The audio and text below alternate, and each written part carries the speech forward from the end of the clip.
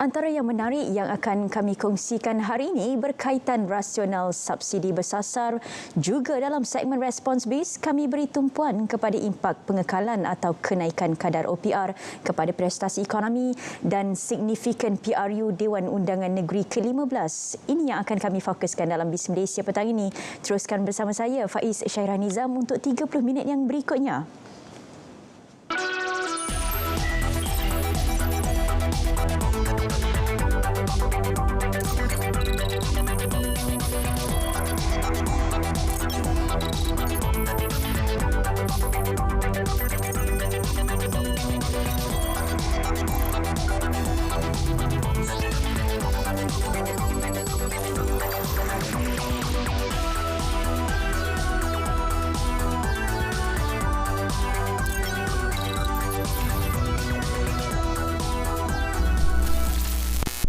Assalamualaikum dan salam Malaysia Madani. Ini Bis Malaysia Khamis 6 Julai 2023. Terima kasih kepada anda yang setia bersama kami di saluran berita RTM TV1. Selain itu, anda juga boleh terus ikuti kami di Facebook Live dan YouTube Bis Malaysia. Saudara, kita mulakan hari ini dengan perbincangan utama. Kita ikuti perinciannya dalam segmen Response Base. PRU DUN ke-15 melibatkan 6 negeri iaitu Kedah, Kelantan, Terengganu, Pulau Pinang, Selangor dan Negeri Sembilan dilaksanakan serentak 12 Ogos ini yang melibatkan kos keseluruhan RM420 juta. Pengumuman dibuat Pengerusi SPR Tan Sri Abdul Ghani Saleh selepas mempengerusikan mesyuarat khas di Menara SPR semalam. Bagi menganalisis signifikan PRU Dewan Undangan Negeri ke-15 kepada kelangsungan ekonomi negara dan apakah mungkin impak pengekalan atau kenaikan OPR.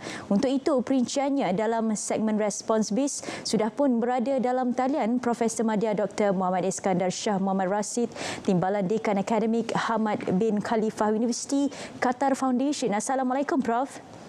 Waalaikumsalam, Syairah. Baik, Prof, terima kasih dengan waktu yang diberikan, dengan waktu singkat ini untuk kita kongsikan apa mungkin kepentingan atau signifikan PRU DUN ke-15 ini kepada negara dari segi kesinambungan ekonomi, Prof. Saya rasa PRN kali ini agak menarik. Sebab ini kali pertamanya 6 negeri PRN jalankan selepas PRU. Dan untuk banyak pihak, saya rasa PRN kali ini akan dilihat sebagai referendum kepada prestasi kerajaan perpaduan. So mungkin setengah orang akan business as usual, mengundi secara biasa kepada mengikut fahaman politik dan juga berdasarkan kepada fakta-fakta. Tapi kebanyakan juga akan melihat PRN ini sebagai menilai prestasi kerajaan perpaduan setakat ini. So agak penting untuk pilihan raya negeri ini dilihat sebagai kesinambungan kerajaan, sama ada kerajaan perpaduan ataupun kerajaan yang baru. Tapi ini akan menimbulkan banyak persoalan bahawa sama ada kerajaan perpaduan ini mempunyai sokongan kukuh dalam kerajaan, sama ada kontinuiti ataupun kesinambungan kerajaan perpaduan ini akan dipersoalkan. So PRN kali ini akan dilihat sebagai dalam bahasa mudahnya tali ukur kejayaan dan prestasi kerajaan perpaduan setakat ini. Okey, Prof, untuk kita membawa perbincangan dari PRN juga bagaimana kesinambungan ekonomi, apa mungkin antara faktor yang akan mempengaruhi penilaian pengundi dan sentimen pelabur di 6 negeri terlibat PRN ini, Prof? Dalam mana-mana pilihan raya, isu ekonomi merupakan isu yang paling penting. Ya.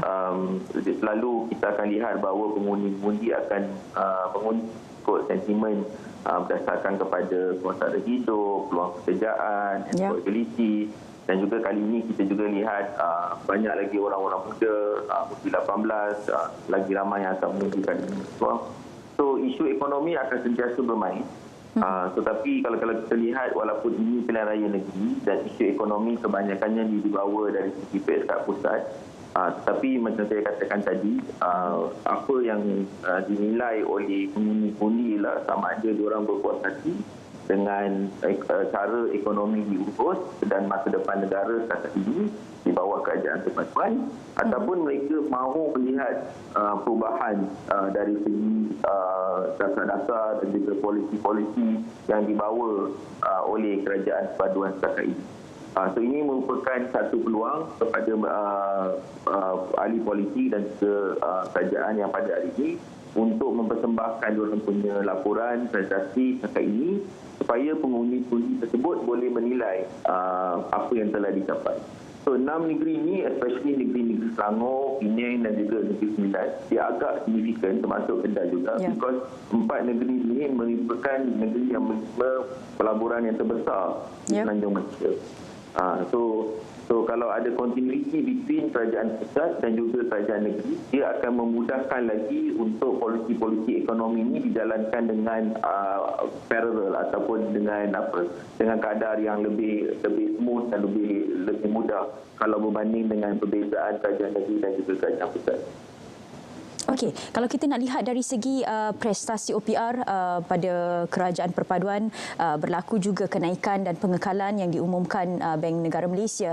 Kalau kita nak berkaitkan pula dengan prestasi ekonomi, kalau kita nak kaitkan dengan pengumuman OPR oleh BNM, apa mungkin reaksi atau pandangan awal kepada pengekalan atau kenaikan kadar OPR selepas PRU nanti, Prof? OPR ni dalam konteks Malaysia ni dia agak isu yang sensitif sebab kita combine OPR ni dari segi politik dan juga ekonomi. Biasanya OPR ni kebanyakannya di keputusan berdasarkan pada fakta-fakta ekonomi. Contohnya inflasi, kadar pengangguran, kadar pertumbuhan dan juga paling penting sekali prestasi mata wang kita di peringkat antarabangsa. So sekarang ni kita dalam situasi di mana Amerika Syarikat dan juga negara-negara maju sebab kadar inflasinya terlampau tinggi, diorang terpaksa meningkatkan kadar faedah untuk mengekang inflasi. So disebabkan kita punya ringgit parallel dengan mata wang asing, especially Amerika, so kita prestasi ringgit ini merudum sebab kita tidak boleh meningkatkan kadar OPR kita terlampau tinggi disebabkan kadar hutang consumer ataupun kadar hutang pengguna di Malaysia terlampau tinggi. So contohlah kalau kita ambil loan bayar 3,000 dan kadar OPR naik 25 basis point, kita akan bayar lebih kurang 100 ringgit lebih sebulan. So kalau kita katakan dah 4 kali kita naik, cuba bayangkan orang yang sebelum ni bayar 3,000, mungkin sekarang diorang dah bayar 3,400. So 400 ringgit yang sebelum ni digunakan untuk membeli barang-barang lain dalam ekonomi, sekarang dikeluarkan dari segi ekonomi dan pergi kepada sistem perbankan. So kolektifnya kadar OPR yang tinggi dalam ekonomi yang mana hutang penggunanya terlampau tinggi akan menyebabkan bahawa permintaan untuk produk-produk lain akan berkurang. So tapi dalam konteks Malaysia, inflasi kita masih lagi dalam keadaan yang terkawal. Kita tidak ada inflasi yang macam 10% ataupun 15%. Kita pun dah punya kadar inflasi masih dalam kadar 3 dan hingga 5%. Tapi concern yang kita ada sekarang ini adalah lebih kepada mata wang kita yang prestasinya agak merudum berbanding dengan mata wang asing disebabkan kekangan kita yang tidak boleh menaikkan OPR yang akan melemahkan ekonomi pertumbuhan, especially dalam konteks domestic consumption ataupun consumer yang akan terikat dari segi penambahan belanja kadar faedah kepada sistem perbankan. Okey, Prof, terima kasih. Satu soalan, saya kira soalan saya cukup ringkas tapi jawapan Prof cukup padat dengan bagaimana untuk menyimbangi OPR itu kepada keadaan ekonomi semasa. Terima kasih kita ucapkan kepada Profesor Madya Dr. Muhammad Iskandar Shah Muhammad Rashid, Timbalan Dekan Akademik Hamad bin Khalifa University Qatar Foundation. Saudara, seterusnya kita tinjau prestasi pasaran sehingga sesi dagangan tengah hari tadi yang disediakan oleh PMB Investment.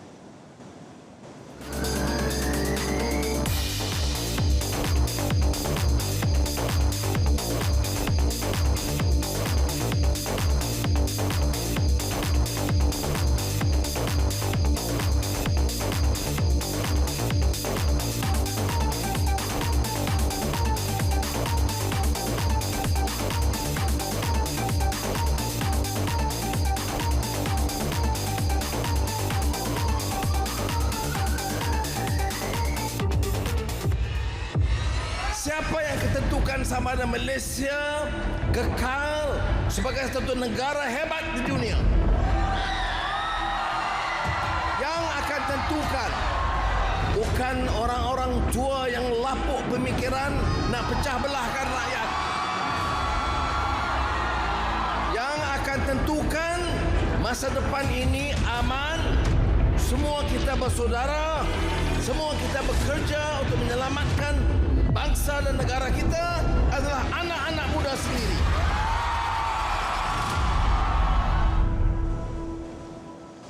Isu subsidi bersasar hangat diperkatakan ketika kos sara hidup, harga barangan dan kadar inflasi di Malaysia masih belum stabil. Rasional subsidi bersasar dalam Bualbis. Hazel Desmond dapatkan pandangan Prof. Madya Dr. Firdausi Sufian, pensyarah kanan politik ekonomi UiTM Sabah. Teruskan Hazel.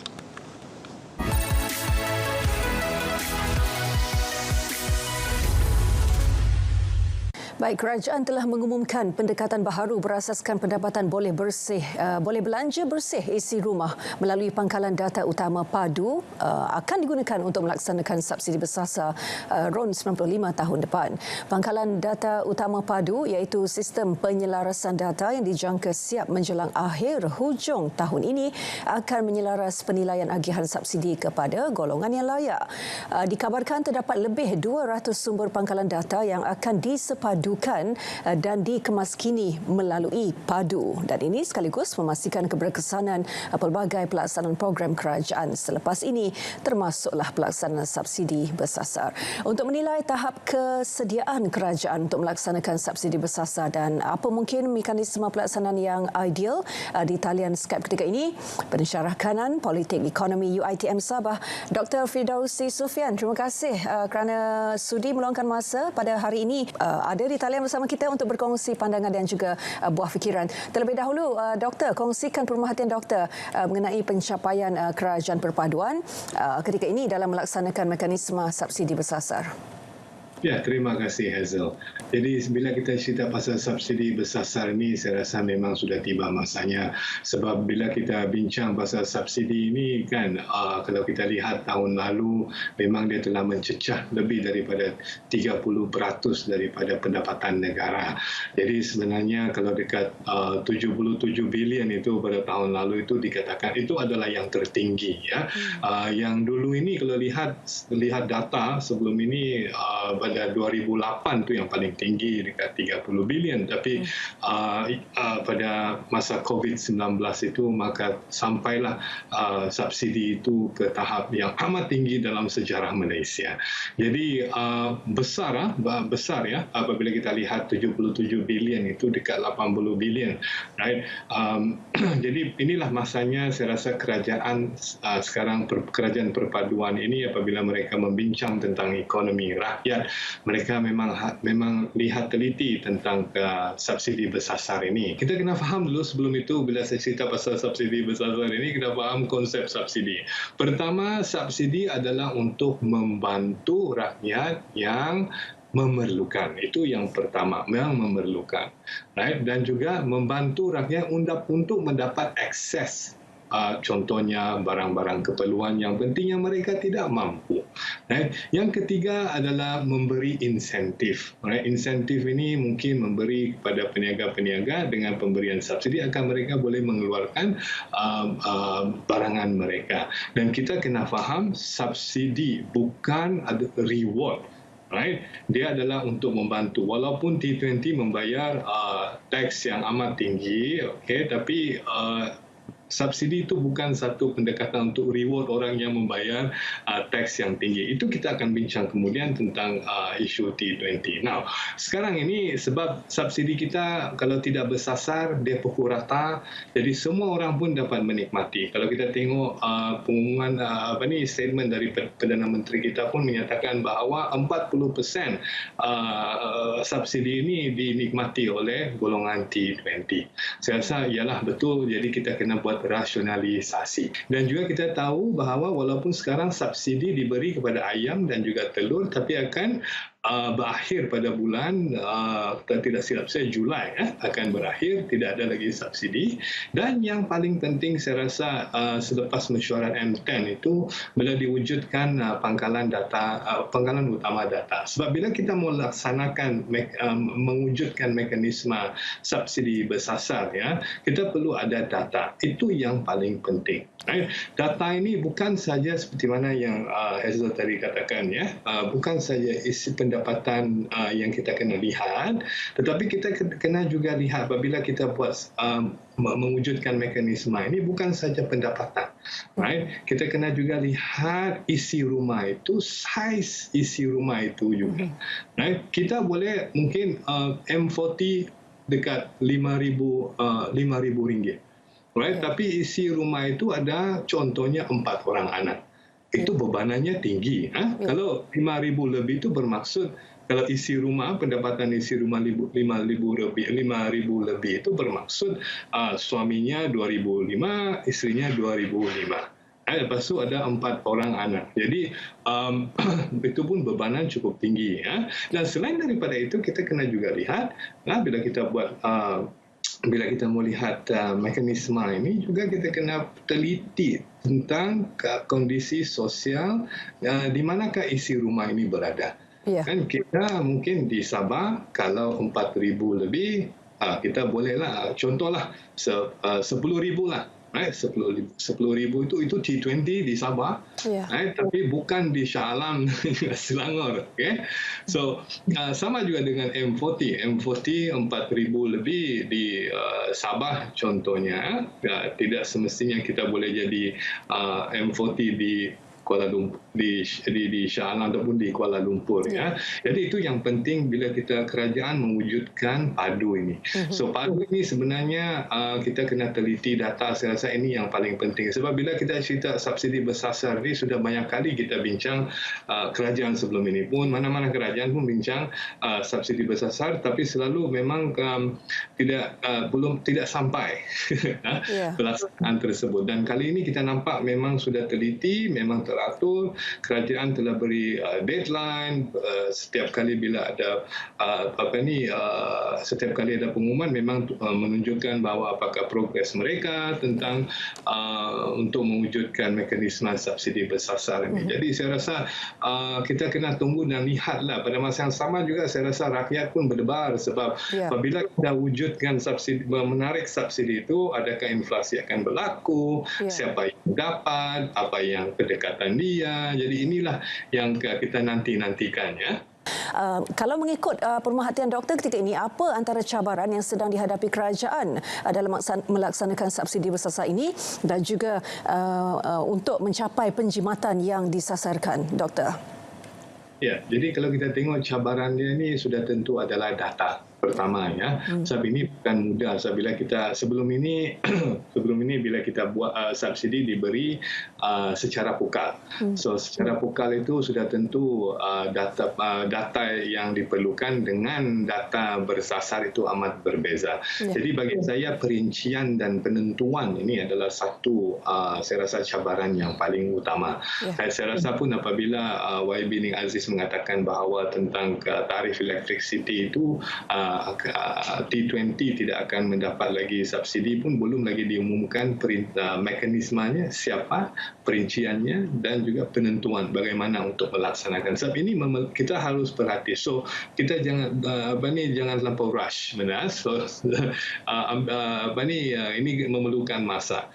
Sebab ini adalah pertama kali kita buat dan walaupun kita pernah, kalau Hazel ingat dahulu pada 2016 kita pernah buat subsidi rasionalisasi pada RON 95 dan juga diesel masa tu masa tu di Semenanjung, dia punya harga mengikut float, manage float lah yang dikatakan. Sabah Sarawak masih lagi kekal disebabkan disebabkan income ataupun pendapatan yang masih lagi rendah pada masa itu, ya. Dan pada masa sekarang pun masih lagi rendah dibandingkan dengan negeri-negeri yang lain. Jadi saya rasa kali ini dia kena buat bersasar, maksudnya kepada individu, betul ke tidak? Jadi bila buat individu ini, maka perincian dan penentuan itu amat penting. So sekali lagi kita kena lihat, dia tidak boleh lihat pendapatan semata-matanya, right? Saya rasa kerajaan pun sekarang sedang meneliti tentang saiz isi rumah itu juga sebagai penentu. Right? Penentu bagaimana saiz isi rumah itu sebagai penentu juga, dan juga keadaan sosial sebuah isi rumah itu. Contohlah ini bagi contoh saja. Kalau kereta bersisi 2.0 itu contohnya tidak layak untuk mendapat subsidi. Tapi kita kena faham di tempat Sabah ini, terutamanya di pendalaman Tongot contohnya, kereta utama tidak boleh kereta biasa. Hazel, dia kena kereta Hilux, biasanya dijual dengan harga second hand, dan kalau mereka tidak dapat subsidi bermasalah juga, ya. Jadi saya rasa ini cuma contoh sahajalah. Jadi saya rasa cabaran dia adalah perincian dan penentuan tersebut. Alright, sudah tentu tidak boleh pukul rata, itu tidak, kita kena move on daripada benda itu. Tidak boleh lagi kita melaksanakan subsidi yang pukul rata seperti mana yang Hazel katakan tadi, berapa banyak kita dapat jimat, ya. Dan satu lagi saya rasa cabarannya adalah koordinasi antara kementerian-kementerian. Saya rasa ini mengambil masa juga. Contohnya kita ingin mengambil data, saya rasa KPDN ingin mengambil data daripada LHDN. Saya rasa LHDN yang paling banyak data pada setiap orang, dan juga bukan saja LHDN, Kementerian Kewangan, MITI, dan pelbagai lagi kementerian ini ingin selaraskan data-data kita ni mengikut isi rumah ini. Ini yang paling penting. Baik, lebih banyak perkongsian pandangan dan buah fikiran selepas ini mengenai mekanisme subsidi bersasar. Kita berhenti rehat seketika, kembali selepas ini.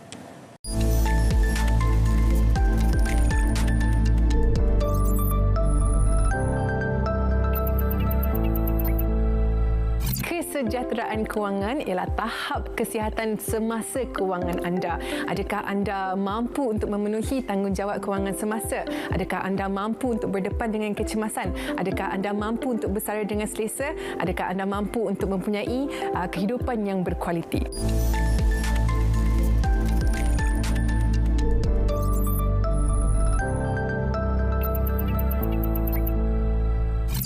Baik, masih lagi dalam segmen Ball Biz. Terima kasih kerana terus setia bersama Biz Malaysia, dan hari ini kita mengupas ataupun meneliti lebih mendalam mengenai mekanisme subsidi bersasar, dan di talian Skype ketika ini masih lagi bersama saya Pensyarah Kanan Politik Ekonomi UiTM Sabah, Dr. Firdausi Sufian. Dr. Firdaus, terus saja kepada persoalan apa risiko-risiko yang perlu diberi perhatian oleh kerajaan dalam melaksanakan subsidi bersasar ini. Bagaimana doktor melihat kerajaan boleh meminimumkan impak terutamanya ke atas inflasi? Alright, biasanya apabila kita cerita tentang bila bersasar itu ialah dia apa yang dikatakan risiko dia adalah inflasi, right? Saya rasa pertama sebelum memang benda akan berlaku, inflasi memang akan berlaku apabila kita buat bersasar, right? Tapi pada masa yang sama juga inilah yang dikatakan bila kita buat bersasar ini kan, bila kita ada kita boleh jimat 17 bilion ataupun lebih daripada itu kan, saya rasa duit-duit ini bolehlah diberi meningkatkan tunai rahmah, itu kita bolehlah tingkatkan untuk menangani mana-mana untuk menangani inflasi pada orang-orang B40 ataupun M40, right? Jadi kita contohlah ambil satu kes di Indonesia, apabila mereka menarik subsidi, ya. So mereka ada memperkenalkan kartu pintar Indonesia, kartu Indonesia Pintar. Jadi ini adalah satu konsep di mana duit itu apabila ditarik subsidi itu, maka mereka tambah cash transfer kepada orang-orang yang layak untuk menangani inflasi. Namun pada masa yang sama juga, apabila kita dapat kurangkan subsidi itu, maksudnya kita ada duit lebihan untuk melabur dalam sektor ekonomi. Inflasi ini berlaku, ialah dia ada dua perkara. Pertama adalah disebabkan pengeluaran yang tidak cukup untuk memenuhi permintaan. Jadi pengeluaran maksudnya kita perlu meningkatkan produktiviti. Produktiviti ini bermaksud kerajaan harus memastikan investment ataupun pelaburan di negara ini yang sihat, yang baik. Dan di sinilah apabila mereka ada duit lebihan itu, maka mereka bolehlah membuat pelaburan dari segi infrastruktur, teknologi, untuk pendidikan, upskilling, reskilling. Saya ini yang sebenarnya penting. Dan apabila kita dapat meningkatkan produktiviti secara tidak langsung, kita dapat menangani inflasi. Inflasi terutamanya makanan. Ini memang akan berlaku, Hazel. Bukan benda yang mengejut. Memang dia akan berlaku apabila kita tarik subsidi. Tapi apa-apapun, bila ini tidak bermaksud ini semua disebabkan kita tarik subsidi. Tidak. Bila kita tarik subsidi, pasti kita ada duit lebihan. Bila ada duit lebihan, kita boleh buat pelaburan untuk meningkatkan ekonomi. Dan apatah lagi, kita ada plan industrialisasi yang baru. Plan industri baru yang diperkenalkan oleh Perdana Menteri kita, itu adalah untuk meningkatkan produktiviti, modernisasi ekonomi kita dan juga teknologi-teknologi yang ada untuk meningkatkan produktiviti. Jadi apabila produktiviti meningkat, maka kita bolehlah tangani risiko inflasi. Tapi apapun memang akan berlaku seperti mana kita bagi subsidi pun, Hazel, inflasi tetap berlaku sebelum ini. Okay. Apabila kita tarik, bila kita tarik subsidi itu ataupun rasionalisasi subsidi itu, kita ada duit lebihan, saya rasa itu lebih sihat. Bila kita ada duit lebihan, kan kita boleh memberi, terutama dalam pendidikan, reskilling, upskilling. Disebabkan teknologi, pelaburan teknologi, kita perlu ada pekerja-pekerja yang mahir. Dan di sinilah di sinilah yang penting untuk upskilling dan reskilling. Dan apabila upskilling, reskilling, gaji akan naik juga. Itu yang paling penting itu.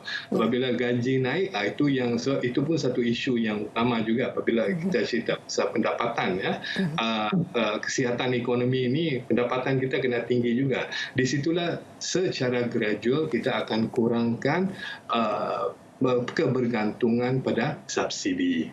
Saya itu yang paling penting. Ya, baik pun apapun Dr. Fidausi, ini saja masa yang kita ada dan terima kasih untuk perkongsian pandangan yang diberikan. Kita tahu ketika ini kerajaan sedang aktif memastikan mekanisme terbaik untuk memastikan pelaksanaan subsidi bersasar ini tidak tersasar daripada matlamat asal. Terima kasih sekali lagi Dr. Fidausi Sufian untuk perkongsian pandangan itu tadi.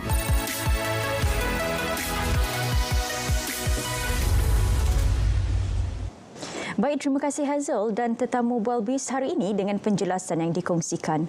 Untuk itu, BIS Malaysia edisi 6 Julai 2023 berakhir di sini. Menyusul selepas ini, pastikan sahih. Terus setia bersama RTM, Malaysia Madani, Tikat Perpaduan Penuhi Harapan. Assalamualaikum.